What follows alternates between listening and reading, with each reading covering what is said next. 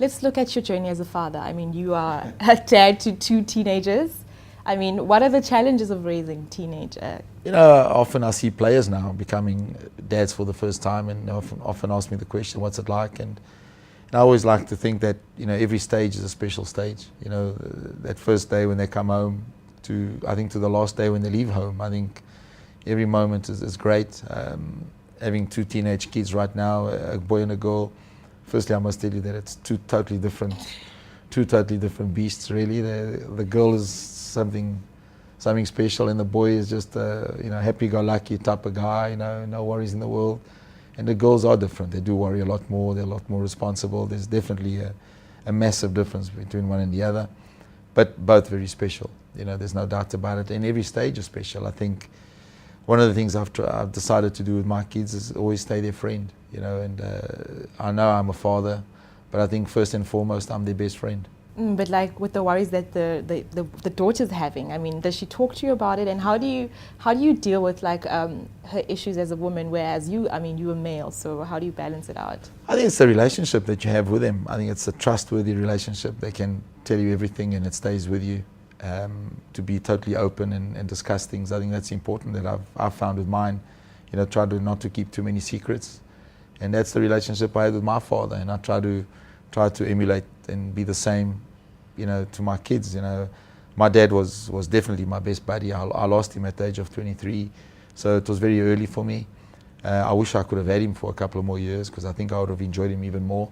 But up to that age, you know, the first girl I kissed and the first girl I went out on a date with, and the first time I broke the rule at school, my dad was the first to know.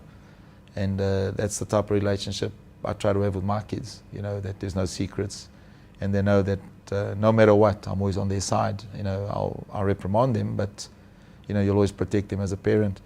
So that's always been great, challenging, but good fun. If I had to pick between my daughter and my son, I mean, we're close in different ways.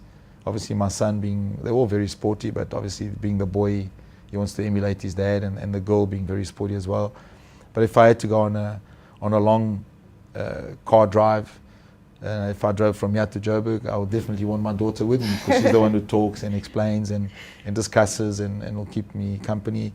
Where my son, it's more the hangout type of guy. You know, we could hang out for hours and not say two words for each other, but the bond is there. So very much that way, but fantastic. I wouldn't change him for the world. And considering the fact that your career actually entails you to move around a lot, you travel a lot, you always on the field, you always working on the next thing, like how do you balance your time out with your family, and also with the whole moving around and always traveling? Does it ever affect the relationship? Yeah, of course it does, but I think you make up in other ways. I think it's hard being a coach because of your job, and that you're going to be traveling around and you work very odd hours. You know, the weekends that sometimes the kids need you, you're working, and then vice versa. There's going to be many times during the week that you've got time for them during the day. So, you know, you've got to balance it out somewhere along the line, and make sure that, you know, you spend time with them. I mean, I don't play too much golf, and I don't have too much of a social life, so that I can give back to my kids.